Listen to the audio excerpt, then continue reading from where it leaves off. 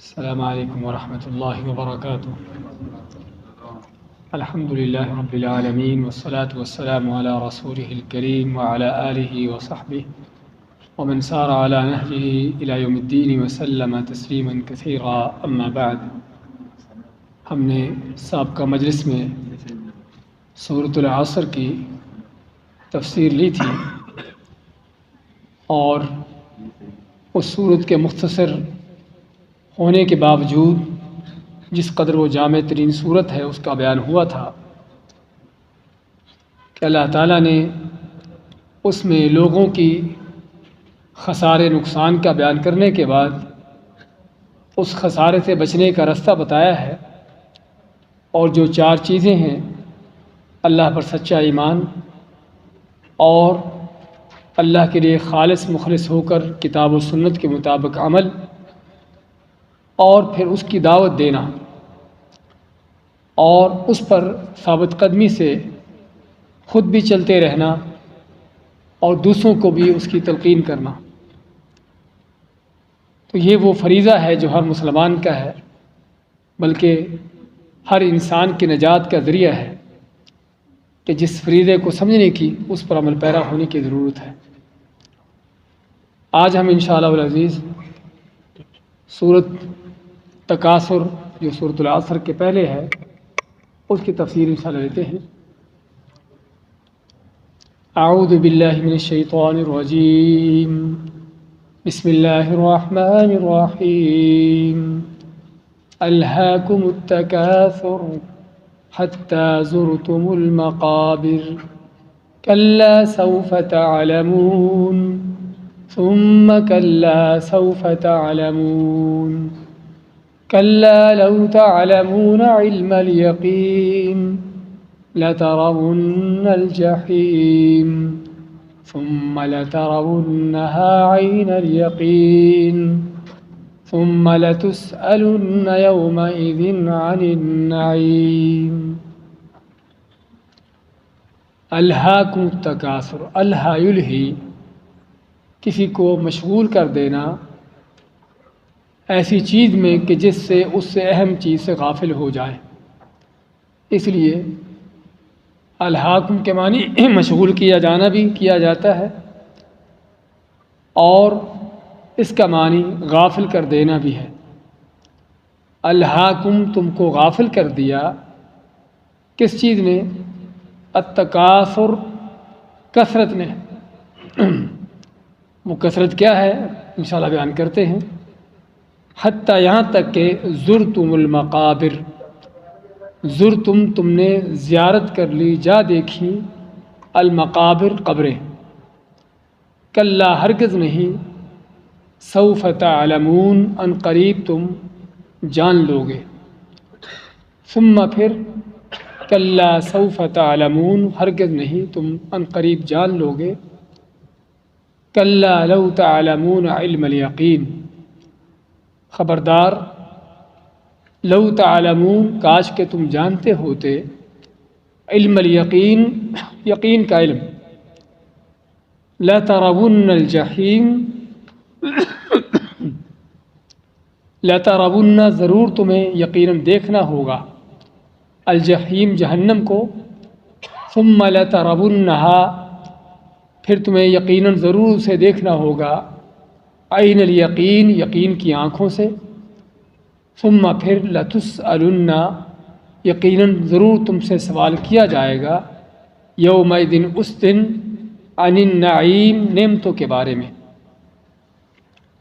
یہ سورۃ التکاثر ہے کہ اکثر و بیشتر مفسرین کا کہنا ہے کہ یہ سورت مکی ہے، لیکن بعض کا کہنا ہے کہ مدنی ہے، کیونکہ ایک واقعہ ذکر کیا جاتا ہے کہ جس کا تعلق مدینہ کے ساتھ ہے، لیکن اس کا موضوع اگر ہم دیکھتے ہیں کہ جس میں آخرت کی یاد دلائی گئی ہے، انسان کا دنیا سے جانا، اس چیز کا بیان ہوا ہے، تو موضوع کے لحاظ سے مکی صورتوں کا موضوع ایسا ہی ہوتا ہے۔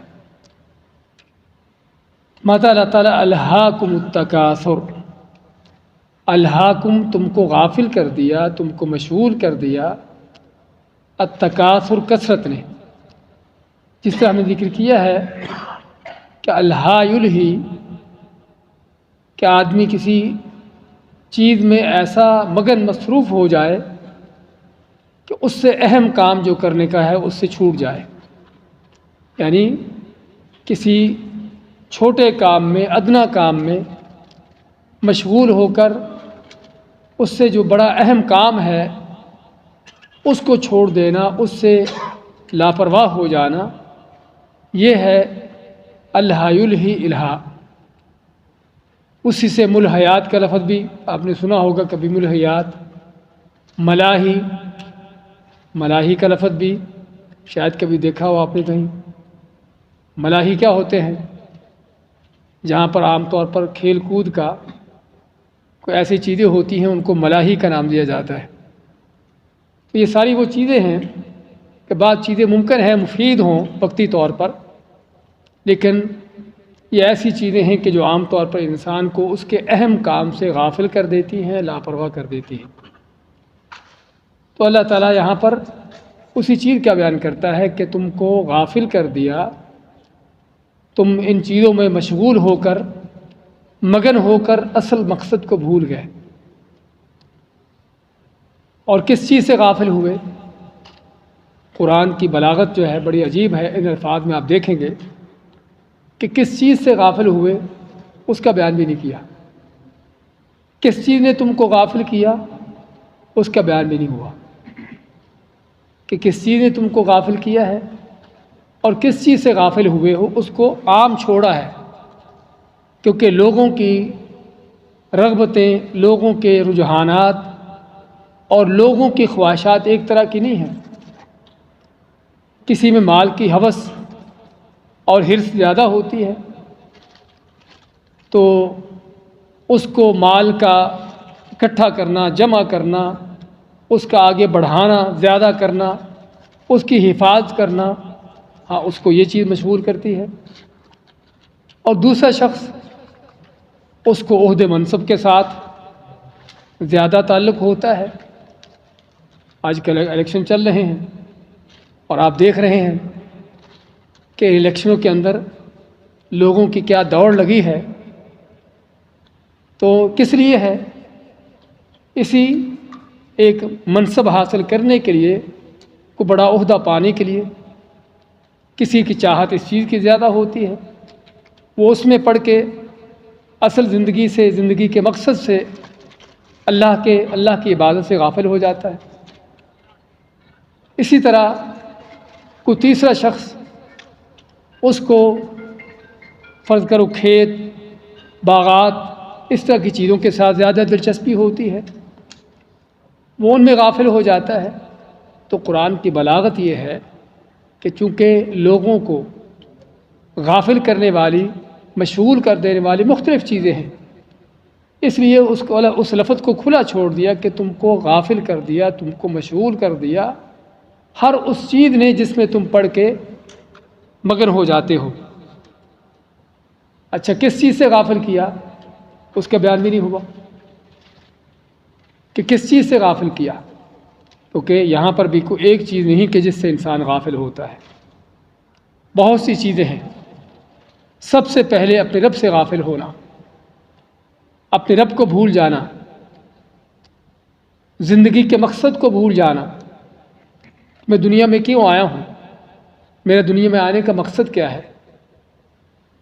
اسی طرح مال دولت کی ان چیزوں کی ہوس، حرص میں پڑھ کر زندگی کے معیار کو بہتر بنانے کی فکر میں انسانیت کے معیار کو بھول جانا۔ آج اکثر و بیشتر ہم یہی دیکھتے ہیں کہ زندگی کا سٹیٹس، اس کو اونچا کرنا، اس کو بہتر بنانے کی فکر میں، اس کی دوڑ میں، حتیٰ کہ لوگ انسانیت بھی بھول جاتے ہیں۔ کیا کہ واقعی ہی یہ انسانیت کے معیار کے مطابق بھی ہے یا نہیں ہے؟ یعنی اس قدر مال کی ہوس ان چیزوں میں انسان پڑ جاتا ہے۔ تو اللہ سے غافل کر دیا، دین سے غافل کر دیا، آخرت سے تم کو غافل کر دیا، زندگی کا مقصد تم کو بھلا دیا۔ تو الہاکم، تم کو غافل کر دیا، مشغول کر دیا۔ کس چیز نے؟ التکاثر، التکاثر میں بھی یہ نہیں بتایا کہ کس چیز کی کثرت، تکاثر کثرت نہیں، وہ کثرت جس کا ابھی ہم نے اشارہ کیا ہے کہ کسی کو مال کی ہوس زیادہ ہوتی ہے، وہ مال کو زیادہ جمع کرنے کی اس کی وہ مال اکٹھا کرنے کی کثرت میں، کسی کو اور چیز کی کسی کی ہوس ہوتی ہے، اس چیز کو زیادہ حاصل کرنے میں اس کی ہوس اور کی کثرت، مال کو جمع کرنے کی کثرت، جمع کر کے اس کی نمود و نمائش کی کثرت، اور پھر لوگوں پر اپنے اس مال کی کثرت کو جتلانا اور ان کے ساتھ مقابلہ کرنا، یہ ساری کثرتیں ہیں کہ جو انسان کو اصل زندگی کے مقصد سے غافل کر کے، اللہ سے غافل کر کے، آخرت سے اس کو غافل کر کے ان چیزوں کے اندر ڈالتی ہے۔ اسی ضمن میں رسول اکرم صلی اللہ علیہ وسلم کا فرمان ہے، یقول ابن آدم مالی مالی، کہ انسان آدم کا بیٹا کہتا ہے کہ میرا مال میرا مال، وَهَلْ لَكَ مِن مَالِكَ يَا ابْنَ آدم، اے آدم کے بیٹے کیا تیرے لیے کوئی مال ہے اور بھی ہے، إِلَّا مَا أَكَلْتَ فَأَفْنَيْتَ، سوائے جو تو نے کھا کے اس کو ختم کر دیا، أَوْ لَبِسْتَ فَأَبْلَيْتَ، یا لباس پہن کر اس کو پرانا کر دیا، أَوْ تَصَدَّقْتَ فَأَمْضَيْتَ، یا کوئی اللہ کی راہ میں صدقہ کر کے اس کو اپنے لیے آگے محفوظ کر لیا، یہ ہے تیرا مال۔ ہاں باقی مال انسان کا نہیں ہے، باقی مال کس کا ہے؟ اس کے وارثوں کا ہے۔ ابھی آنکھیں بند ہوئیں اور جو مال بڑا زندگی میں بڑی کوششوں سے جمع کیا تھا وہ سبھی کا سبھی اس کے ہاتھ سے چھوٹ کر وارثوں کے ہاتھ میں جاتا ہے۔ اللہ کے نبی صلی اللہ علیہ وسلم فرماتے ہیں کہ جب انسان فوت ہوتا ہے اس کو قبر کی طرف لے جایا جاتا ہے تو تین چیزیں اس کے ساتھ چلتی ہیں، اس کے گھر والے، کوئی بھائی وغیرہ باپ وغیرہ کچھ اس کے رشتہ دار ساتھ ہوتے ہیں، اس کا مال کچھ چارپائی وغیرہ کی شکل میں، اور تیسرا اس کا عمل ہے۔ اور دفن ہونے کے بعد دو واپس لوٹ آتے ہیں اور ایک باقی رہ جاتا ہے۔ گھر والے بھی واپس لوٹ آتے ہیں، چارپائی بھی اٹھا لاتے ہیں، اور باقی کیا رہتا ہے؟ اس کا عمل ہے۔ تو یہ ہے حقیقت میں انسان کی حقیقت، لیکن انسان ہے کہ اس دنیا کے اندر آ کر اس کی رنگینیوں میں، اس کے مزوں میں اس قدر مگن ہو جاتا ہے کہ اصل اپنی منزل کو بھول جاتا ہے۔ تمہارا الہاکم التکاثر، تم کو غافل کر دیا، تم کو مشغول کر دیا ان چیزوں کی مال دولت کی ہوس نے، کثرت نے۔ اور مال کی ہوس بھی کس قدر ہوتی ہے اس کے بارے میں بھی نبی اکرم صلی اللہ علیہ وسلم کا فرمان ہے، جس طرح صحیح بخاری کی حدیث ہے کہ اگر انسان کے لیے ایک وادی، یہ بلکہ دو وادیاں اگر سونے چاندی کی بھر کر مل جائے اس کو، تو تیسری کی تمنا کرے گا، اور اگر تیسری بھی مل جائے تو اور کی تمنا کرے گا۔ وَلَا يَمْلَأُ جَوْفُ ابْنِ آدم إِلَّا التُّرَابُ، انسان کا پیٹ جو ہے وہ آخر مٹی ہی بھرتی ہے اور کسی چیز سے نہیں بھرتا۔ تو یہ ہے انسان کی ہوس، اور یہ ہوس جس قدر انسان کی زندگی بڑھتی جاتی ہے اسی قدر اور بھی یہ ہوس اور زیادہ ہوتی جاتی ہے۔ نبی صلی اللہ علیہ وسلم کا فرمان ہے، یکبر ابن آدم، کہ انسان اس کی عمر بڑی ہوتی جاتی ہے، زندگی کے سال اس کے گزرتے جاتے ہیں، اور زندگی گزرنے کے ساتھ، عمر بڑی ہونے کے ساتھ ساتھ دو چیزیں اور اس کی بڑی ہوتی جاتی ہیں۔ وہ دو چیزیں کیا ہیں؟ ایک مال کی حرص، مال کی ہوس، اور دوسرا لمبی زندگی پانے کی ہوس۔ آدمی 60-70 سال کی عمر پر پہنچ گیا، اب اصل یہ ہے کہ اس نے زندگی گزار لی، زندگی کی بہاریں دیکھ لی، اب اس عمر میں جا کر چاہیے انسان کو کہ اس کی توجہیں، اس کی مشغولیتیں، اس کی ساری چیزیں آخرت کے لیے ہوں، لیکن عموماً دیکھا یہی جاتا ہے کہ ریٹائرمنٹ لینے کے بعد بھی مزید آگے کو کام ڈھونڈتے ہیں، سمجھے نا؟ ریٹائرمنٹ جو ہے حقیقت میں ہمارے ہاں اگرچہ سابقہ زمانوں میں ایسی چیزیں نہیں ہوتی تھیں، لیکن آج کے دور کی یہ چیز بہت بڑی تنبیہ ہے انسان کے لیے حقیقت، کہ عموماً ان کے گورنمنٹ کے جاب وغیرہ جو بھی ہیں 60 سال کی عمر میں ریٹائرمنٹ ہوتی ہے، وہ 60 سال کی عمر میں ریٹائرمنٹ کیوں ہوتی ہے؟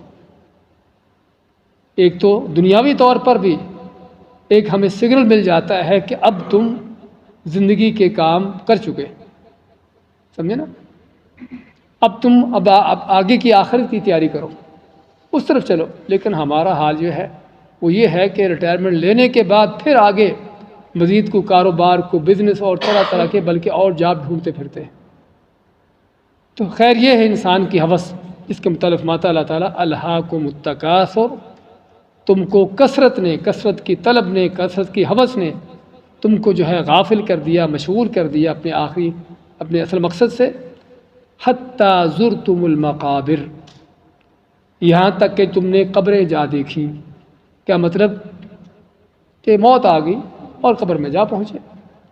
قبر جا دیکھنے کا معنی یہ ہے، اگرچہ اس طرح بتایا ہے کہ بعض علماء کا کہنا ہے کہ مدنی صورت ہے، اور کیوں کہا کہ مدینہ کے دو خاندانوں کا آپس میں مقابلہ ہوا اس چیز پر کہ ہم زیادہ ہے، ہماری کثرت ہے، تو اس میں کہا جاتا ہے کہ انہوں نے اپنے زندہ لوگ گننے کے بعد اپنی قبریں بھی گنوا دی کہ ہمارے اتنے لوگ قبروں کے اندر بھی ہیں۔ تو بعض نے اس کا یہ معنی بھی کیا ہے، لیکن خیر اصل تو معنی اس کا یہی ہے کہ تم حتیٰ کہ قبروں میں جا پہنچے، تم نے قبروں کی زیارت جا کی۔ یہاں پر جو زرتم کا لفظ ہے نا، زرتم، تم نے زیارت کر لی۔ زیارت کیا ہوتی ہے؟ کسی چیز کو دیکھنا، ہمیشہ کے لیے نہیں، تھوڑی دیر کے لیے، تھوڑی دیر کے لیے۔ اس لیے ایک اعرابی دیہاتی نے جب یہ حتیٰ زرتم المقابر کی آیت پڑھی تو اس نے کہا کہ واللہ ما الزائر بمقیم، کہ اللہ کی قسم زیارت کرنے والا ٹھہرتا نہیں ہے، وہ کیا ہے؟ آگے چلتا ہے۔ تو اسی قبر بھی کیا ہے؟ وہ ہمیشہ کی جگہ نہیں ہے۔ ہمارے ہاں غلط قسم کی باتیں بھی چلتی ہیں، غلط قسم کے تصورات بھی پائے جاتے ہیں قبر کے حوالے سے، کہ آخری منزل، آخری جگہ، آخری گھر، اور اس طرح کے الفاظ، یہ سراسر غلط ہے۔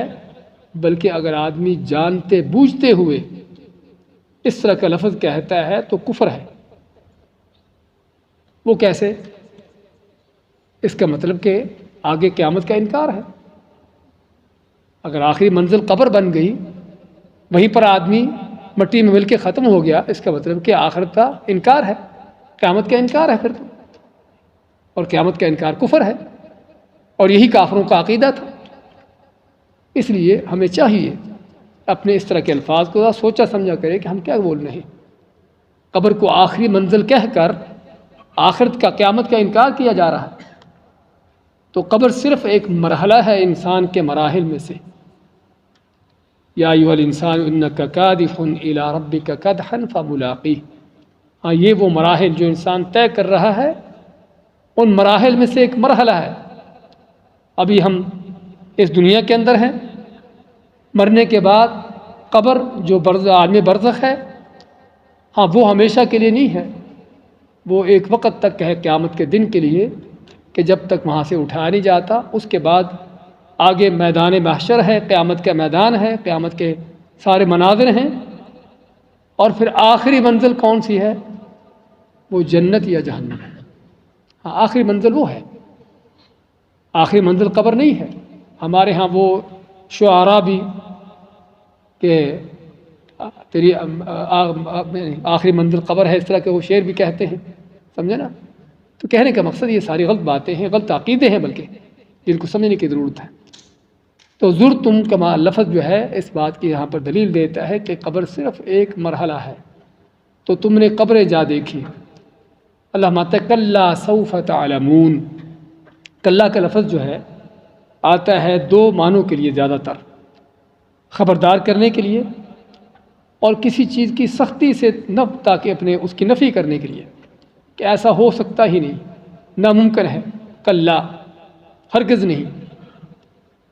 سوف تعلمون، ان قریب تم جان لوگے۔ کیا جان لوگے؟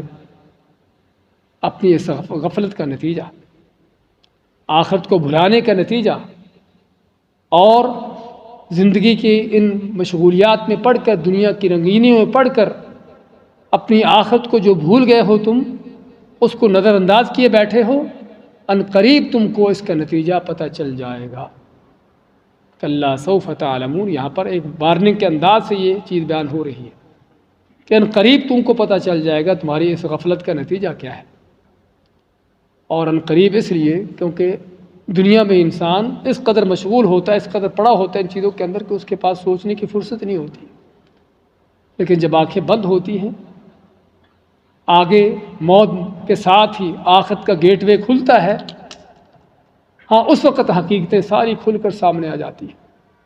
فَكَشَفْنَا عَنْكَ غِطَاءَكَ فَبَصَرُكَ الْيَوْمَ حَدِيدٌ، فرماتا اللہ تعالیٰ سورۃ قاف میں کہ آج سارے تیرے پردے ہٹا دیے گئے۔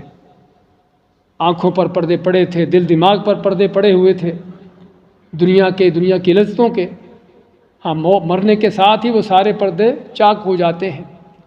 آخرت کے بارے میں بھی پتہ نہیں وہاں پر کیا ہوگا کیا نہیں ہوگا، وہاں کی حقیقتیں بھی ساری آنکھوں کے سامنے آ جاتی ہیں۔ آدمی حقیقت میں جب دنیا سے جا رہا ہوتا ہے نا، اسی وقت اس کو پتہ ہوتا ہے کہ میں کہاں جا رہا ہوں، سمجھے نا؟ جب انسان کی موت آتی ہے اسی وقت اس کو پتہ چل چکا ہوتا ہے کہ میری آگے منزل کون سی ہے، میں جنت کو جا رہا ہوں یا جہنم کو جا رہا ہوں۔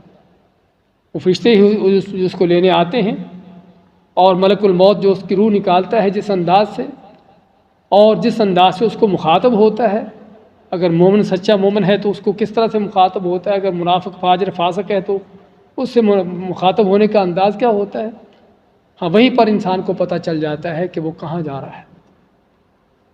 تو اس لیے اللہ مانتا ہے کہ ان قریب تم کو پتہ چل جائے گا، یہ غفلتیں ساری ان قریب دور ہو جائیں گی۔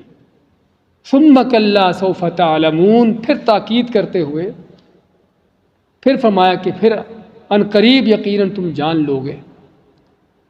کیا جانو گے؟ ما کلا لو تعلمون علم الیقین، کاش کہ تم اس حقیقت کو جانتے ہوتے یقینی علم کے ساتھ۔ یقینی علم کے ساتھ، علم جو ہے وہ اس کے 3 مراحل ہیں۔ علم کے کسی چیز کو معلوم کرنے کے 3 مرحلے ہیں۔ پہلا مرحلہ یہ ہے کہ آپ کو پتہ چلا کسی چیز کا کہ یہ کام ایسے ہے، علم ہو گیا، پتہ چل گیا، لیکن ابھی تک وہ صرف علم کی حد تک ہے، وہ یقین تک نہیں پہنچا، سمجھے نا؟ یعنی ہم مثال دیتے ہیں، فرض کریں باہر روڈ پہ ایکسیڈنٹ ہوا، ایک آدمی نے آ کر بتایا کہ اس طرح سے روڈ پر ایکسیڈنٹ ہوا ہے، ہم کو پتہ چل گیا کہ ایکسیڈنٹ ہوا ہے، ہاں ہوگا بھی، ابھی یہ یقین کا مرحلہ نہیں ہے۔ دوسرا آدمی آیا، تیسرا آیا، چوتھا آیا، 8-10 آدمی آ کے بار بار یہی خبر دے رہے ہیں کہ باہر ایکسیڈنٹ ہو گیا۔ اب کیا خیال ہے، 10 آدمیوں کے بتانے کے بعد بھی آپ کا علم اسی طرح سے جو پہلے کے بتانے کے بعد تھا؟ یقینی طور پر 10 کے بعد آپ کا یقین ہو گیا کہ واقعی ہی، دیکھا تو ابھی تک نہیں ہے لیکن واقعی ہی کچھ اس طرح کا معاملہ ہے۔ اچھا، اس کے بعد آپ نے کیا کیا؟ مسجد سے نکلے اور دیکھا جا کر واقعی ایکسیڈنٹ ہوا ہے، اور وہاں پر کیا ہوا اس میں اپنی آنکھوں سے دیکھ لینا۔ پہلا علم تھا صرف، دوسرا علم یقین ہو گیا، اور تیسرا کیا ہے؟ عین الیقین۔ عین الیقین، آنکھوں سے دیکھ کر، اور آدمی آنکھوں سے دیکھ کر جو اس کی علم کی کیفیت ہوتی ہے وہ سب سے بڑھ کر ہوتی ہے۔ اور بلکہ ایک چوتھی چیز ہے حق الیقین، صرف دیکھنا ہی نہیں بلکہ اس چیز میں ملوث ہو جانا، اس چیز کا ذائقہ چکھ لینا، سمجھے نا؟ یہ حق الیقین ہے کہ جو آخری مرحلہ ہے علم کا۔ آپ نے جب دیکھا جا کر ایکسیڈنٹ، اگرچہ پہلے آپ کو بتایا گیا تھا ایکسیڈنٹ بڑا خطرناک ہے، اس طرح سے لوگ اس میں مر گئے ہوا، لیکن آپ کو ایک علم تھا، وہ آپ کے دل دماغ کی وہ کیفیت نہیں ہوگی کہ جب آپ جا کر دیکھیں کہ کیا ہے۔ تو جب انسان جا کر دیکھتا ہے کسی چیز کو تو وہی چیز جو سنی ہوتی ہے اس کی کیفیت بدل جاتی ہے۔ اللہ نے موسیٰ علیہ السلام کو بتا دیا تھا کوہ طور پر کہ تمہاری قوم پیچھے گمراہ ہو چکی ہے، بچڑے کی پوجا پر لگ چکی ہے۔ بتانے والا کون ہے؟ اللہ تعالیٰ۔ اللہ کی بات میں کوئی شک ہو سکتا ہے؟ موسیٰ علیہ السلام کو کہ شک تھا؟ کوئی شک نہیں، بات سنی، خبر سنی، دل میں کوئی غصہ رنج پیدا ہوا ہوگا کہ قوم نے کیا کیا، اللہ نے ان کو تختیاں دی تھی، تورات لکھی ہوئی تختیوں پر، تو لے کر آئے، اور جب آ کر قوم کو دیکھا بچھڑے کی پوجا کرتے ہوئے، وہی خبر جو اللہ نے دی تھی ان کو، اب جب آنکھوں سے دیکھا تو کیا کیا انہوں نے؟ القى الالواح، قرآن کہتا ہے کہ موسیٰ علیہ السلام نے غصے میں آ کر تختیاں پھینکی، حالانکہ وہی تختیاں اللہ تعالیٰ سے لے کر آ رہے ہیں، اللہ تعالیٰ نے ان کو خبر دی ہوئی تھی، وہاں پر نہیں پھینکی، لیکن جب آنکھوں سے دیکھا قوم کو گمراہ ہوتے ہوئے تو تختیاں پھینکی، اور اپنے بھائی ہارون علیہ السلام کا سر پکڑا، داڑھی پکڑی کہ تو نے کیا کیا میرے پیچھے، سمجھیں؟ تو یہ ہے انسان کی فطرت، کہ حالانکہ اللہ نے خبر دی تھی کہ جس میں کوئی شک رہی، لیکن جب آنکھوں سے دیکھا تو کیفیت بدل گئی۔ اس لیے نبی کے صلی اللہ علیہ وسلم فرماتے ہیں لیس الخبر کالمعاینہ، کہ خبر جو ہے ایسے نہیں ہوتی جس طرح کہ آنکھوں سے دیکھنا ہوتا ہے۔ اچھا، آنکھوں سے دیکھنے کے بعد آخری سٹیج حق الیقین کی، وہ کیا ہے کہ جب آدمی کسی چیز کو چکھ لیتا ہے، اس میں ملوث ہو جاتا ہے۔ جہنم کے بارے میں سنا ہے کہ جہنم کی کیا سختیاں ہیں، کیا اس کا شدید عذاب ہے، اور قیامت کے دن لوگ دیکھ بھی لیں گے، قیامت کے دن سبھی لوگ دیکھیں گے، جس طرح فرماتا ہے ثم لا ترون الجحیم، کہ یقیناً ضرور تمہیں جہنم کو دیکھنا ہوگا، کافر کو بھی مومن کو بھی۔ ایک تو محشر کے میدان میں ہی جہنم کو سبھی دیکھیں گے، وجیء یومئذ بجہنم، اور اس دن جہنم کو لایا جائے گا۔ اللہ کے نبی صلی اللہ علیہ وسلم فرماتے ہیں کہ جہنم کو فرشتے کھینچ کر لائیں گے 70,000 زنجیروں سے، ہر زنجیر کے ساتھ 70,000 فرشتہ ہوگا، تو جہنم کو کھینچ کر محشر کے میدان کے سامنے لایا جائے گا، حتیٰ کہ جب جہنم کافروں کو، ظالموں فاجروں کو دیکھے گی تو دیکھ کر چنگاڑے گی، اس کی آگ اور بھڑکے گی، اور یہ وہ مرحلہ یا لمحہ ہے کہ جب آپ ماتے ہیں کہ حتیٰ کہ انبیاء بھی گھٹنوں کے بل گر پڑیں گے، یعنی ایسا خوفناک دہشتناک یہ لمحہ ہوگا۔ تو سبھی جہنم کو دیکھیں گے۔ ایک جہنم کا دیکھنا یہ ہے، اور دوسرا جہنم کا دیکھنا کب ہے؟ ہاں جانتے ہیں سبھی، ہاں پل صراط سے جب گزرنا ہے۔ اللہ تعالیٰ کا فرمان ہے وَإِن مِّنكُمْ إِلَّا وَارِدُهَا، کہ تم میں سے کوئی بھی ایسا نہیں کہ جس کو جہنم کے اوپر سے نہ گزرنا ہو، جس کو ہم پل صراط کا نام دیتے ہیں۔ ہر ایک کو وہاں سے گزرنا ہے، نیک ہو یا بد ہو، انبیاء بھی رسول بھی کیوں نہ ہو، سبھی کو اس سے گزرنا ہے۔ تو یہ جہنم کا دیکھنا، ہر ایک کے سامنے جہنم آئے گی، تو اس کے بعد اللہ تعالیٰ لا ترون الجحیم، کہ یقیناً تم کو ضرور دیکھنا ہوگا جہنم کو، ثم لترونها عین الیقین، پھر اس کو تمہیں اسے ضرور دیکھنا ہوگا یقین کی آنکھوں سے۔ اور اگر کافر ہے، فاجر فاسق ہے، تو اس کو حق الیقین بھی، کہ اس جہنم میں جا کر اس کو پتہ چلے گا کہ جس جہنم کے بارے میں سنتے تھے وہ کیا ہے۔ ایسے ہی جنت کا معاملہ، جنت کی نعمتیں قرآن کریم میں بار بار ذکر کی ہیں، احادیث میں ان کا بیان ہے، اور پتہ ہے کہ واقعی ہی یہ نعمتیں ہوں گی، اللہ کا وعدہ ہے۔ اور قیامت کے دن جنت والے جنت کو بھی دیکھ لیں گے، وَأُزْلِفَتِ الْجَنَّةُ لِلْمُتَّقِينَ غَيْرَ بَعِيدٍ، ازلفت قریب لائی جائے گی جنت، تو دیکھیں گے جنت کو بھی، لیکن جب جنت کی لذتیں اس میں جانے کے بعد اس کے مزے ان کو حاصل ہوں گے، ظاہر بات وہ دیکھنے جیسے نہیں ہوں گے۔ تو یہ ہے انسان کے علم کے مراحل۔ فرمایا ثم لترونها عین الیقین، پھر یقیناً تم کو ضرور اس جہنم کو دیکھنا ہوگا یقین کی آنکھوں سے۔ اس میں تنبیہ کی گئی ہے بار بار ان آیتوں کے اندر کہ انسان اپنی غفلت سے نکلے، اور دنیا کی رنگینیوں میں پڑھ کر آخرت کو جو بھولا ہوا ہے اس سے نکل کر اپنی حقیقتوں کو جانے کہ وہ کہاں جا رہا ہے، اس کی منزل کدھر ہے، اور اس کے آگے مراحل کیسے خطرناک مراحل اس کے انتظار میں ہیں۔ آخر فرمایا ثم لتسألن یومئذ عن النعیم، ثم پھر لتسألن، یقیناً ضرور تم سے سوال کیا جائے گا، یومئذ اس دن، عن النعیم، نعمتوں کے بارے میں، ضرور تم سے سوال ہوگا اس دن نعمتوں کے بارے میں، سبھی سے ہوگا، ہاں سوائے ان کے کہ جن کا کوئی حساب کتاب نہیں ہے۔ لوگوں کے قیامت کے دن حساب کے حوالے سے 3 ان کی حالتیں ہوں گی۔ کچھ وہ خوش قسمت کے جن کا حساب ہی نہیں ہے، بغیر حساب کے جنت میں جائیں گے، ہاں ان سے کچھ نہیں پوچھا جائے گا، نہ کسی نعمت کے بارے میں اور نہ کسی اور چیز کے بارے میں، حساب ہے ہی نہیں۔ لیکن باقی لوگ جو ہیں ان کے 2 طرح کے، کہ یا آسان حساب یا پھر مشکل حساب۔ آسان حساب کیا ہے کہ اللہ تعالیٰ پوچھے گا مومن سے بھی نعمتوں کے بارے میں، لیکن جس طرح کہ شیخ عثیمین فرماتے ہیں کہ ان سے نعمتوں کا سوال ہوگا صرف یاد دہانی کے لیے، کہ تجھ پر میں نے یہ انعام کیا، تجھ پر یہ نعمت کی۔ اور اگر اللہ تعالیٰ ان سے گناہوں کے بارے میں بھی پوچھے گا تو صرف یاد دہانی کے طور پر کہ اے آدم کے بیٹے، اے انسان، تو نے یہ غلطی کی، یہ گناہ کیا، جس کو کیا کہتے ہیں حساب العرض، صرف سامنے پیش کرنے کا۔ اللہ تعالیٰ جس طرح کہ آپ ماتے صحیح حدیث میں کہ اپنے نیک مومن بندے کو ایک پردے میں رکھ کر اس کا اعمال نامہ کھولے گا سامنے اس کے، اور اس کو یاد دلائے گا کہ تو نے یہاں پر یہ غلطی کی، تو اس سے یہ گناہ ہوا، اور اس طرح کی چیزیں اللہ تعالیٰ اس کو دکھائے گا، یاد دلائے گا۔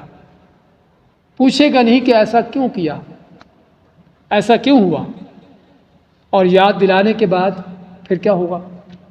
اللہ مائے گا کہ یہ تیرے وہ گناہ ہیں کہ جن پر میں دنیا میں پردہ ڈالے رکھا اور آج ان کو معاف کرتا ہوں۔ یہ ہے حساب العرض، کہ جس میں صرف اللہ پیش کرے گا۔ جو حساب یسیرہ ہے نا، وہ حساب یسیرہ یہ ہے۔ اور جب کہ کافر، فاجر، فاسق، منافق، ان سے اللہ پوچھے گا کہ تو نے یہ گناہ کیا تو کیوں کیا، میری نعمت یہ تم نے استعمال کی تو کیوں کی۔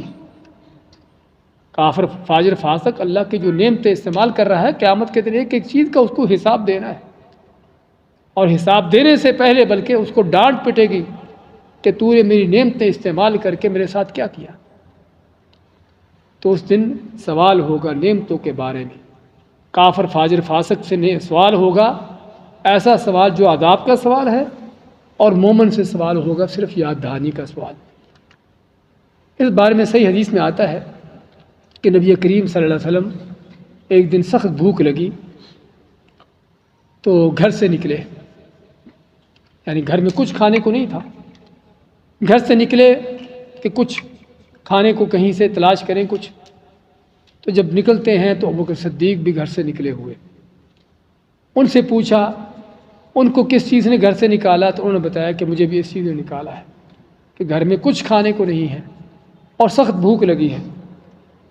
عمر فاروق بھی نظر آ گئے، ان سے پوچھا تو انہوں نے کہا کہ میں بھی اسی مقصد سے نکلا ہوں۔ تو آپ ان کو ساتھ لیتے ہیں، اور ایک صحابی ابو الہیثم ابن تیہان جن کا نام ہے، ان کے باغ میں ان کے گھر میں جاتے ہیں۔ تو یہ صحابی جب دیکھتے ہیں نبی کریم صلی اللہ علیہ وسلم کو اور آپ کے ساتھ ابوبکر صدیق، عمر فاروق کو آتے ہوئے، تو بڑے خوش ہوتے ہیں، فوراً چھوڑا بکری کا بچہ تھا ذبح کرتے ہیں، اور کھجوریں لاتے ہیں، اور کنویں کا یا گھڑے کا جو پانی ہوتا تھا، تازہ پانی، اس وقت وہ لے کے آتے ہیں۔ تو نبی کریم صلی اللہ علیہ وسلم کھانا کھاتے ہیں، کھجوریں کھاتے ہیں، اور یہ پانی پیتے اور فرماتے ہیں کہ یہ وہ نعمتیں ہیں کہ جن کے بارے میں تم سے سوال ہوگا۔ کیا کیا نعمتیں ہیں؟ ذرا گنیے کتنی ڈشیں ہیں؟ صرف بکری کا گوشت ہے، اور کھجوریں ہیں، اور پانی ہے، سمجھے نا؟ ویسے پانی ہمارے ہاں تو کسی شمار میں آتا ہی نہیں ہے، اگر دسترخوان پر ڈشیں گنی جائیں تو پانی کو نہیں شمار کیا جاتا، سمجھے نا؟ لیکن نبی کریم علیہ الصلوۃ والسلام نے پانی کو بھی کہ یہ وہ نعمتیں ہیں جن کا قیامت کے دن تم سے سوال ہوگا۔ آپ صلی اللہ علیہ وسلم صرف 2-3 نعمتیں کھانے کے بعد بھی فکر مند ہیں، اور اس سوال کے لیے آپ صحابہ کو تنبیہ کر رہے ہیں، اور ہمارے دسترخوانوں پر ان گنت ڈشیں ہوتی ہیں، اور ہر روز نئی نئی ڈشیں ہوتی ہیں، اور کبھی سوچا بھی نہیں کہ کیا نعمت اللہ کی استعمال کر رہے ہیں، اور صرف کھانے کی نہیں، اور طرح طرح کی کیا نعمتیں ہیں۔ اور یقین کریں آج اللہ تعالیٰ کی نعمتوں کے حوالے سے اگر دیکھتے ہیں ہم تو سابقہ زمانوں کے اگر کیسر و کسریٰ جیسے بادشاہ سمجھے نا، ان کو ان نعمتوں کا کہیں تصور ہو جاتا کہ ایسی نعمتیں بھی ہوں گی تو پھر ہم ان سے بڑھ کر بادشاہ ہیں۔ یہ اے سی جو چل رہے ہیں، یہ لائٹیں جو اوپر آپ کے ہیں، اور گاڑیاں جہاز آپ کی سواریوں کے لیے، تصور کریے ذرا، آپ تاریخ پڑھیں اس وقت کے جو بادشاہ اس طرح کے لوگ ہوتے تھے ان کے لیے برف لائی جاتی تھی۔ کہاں سے؟ برفانی علاقوں سے۔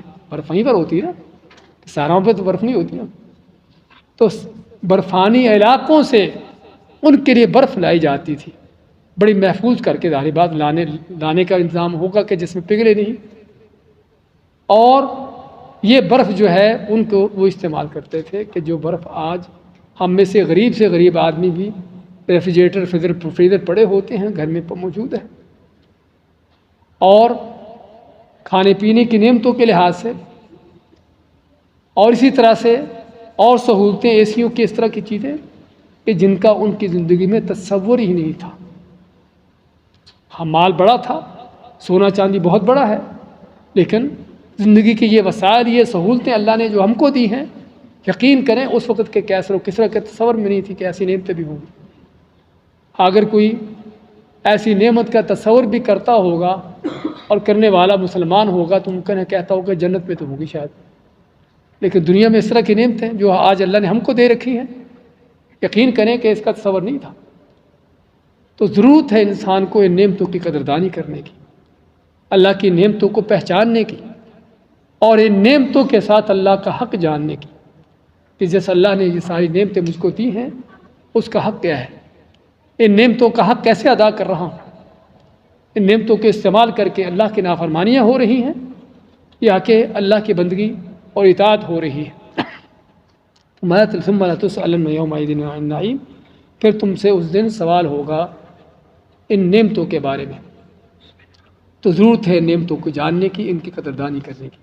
دوبارہ دیکھیے اس صورت کو، الہاکم التکاثر، تم کو غافل کر دیا، مشغول کر دیا تکاثر نے، کثرت نے، حتی زرتم المقابر، یہاں تک کہ تم نے قبریں جا دیکھی، کلا سوف تعلمون، ہرگز نہیں ان قریب تم ضرور جان لو گے، ثم کلا سوف تعلمون، پھر ہرگز نہیں ان قریب تم ضرور جان لو گے، کلا لو تعلمون علم الیقین، ہرگز نہیں کاش کہ تم جانتے ہوتے یقینی علم، لترون الجحیم، تمہیں ضرور دیکھنا ہوگا جہنم کو، ثم لترونها عین الیقین، پھر تم کو ضرور دیکھنا ہوگا اسے یقین کی آنکھوں سے، ثم لتسألن یومئذ عن النعیم، پھر ضرور تم سے اس دن سوال ہوگا نعمتوں کے بارے میں۔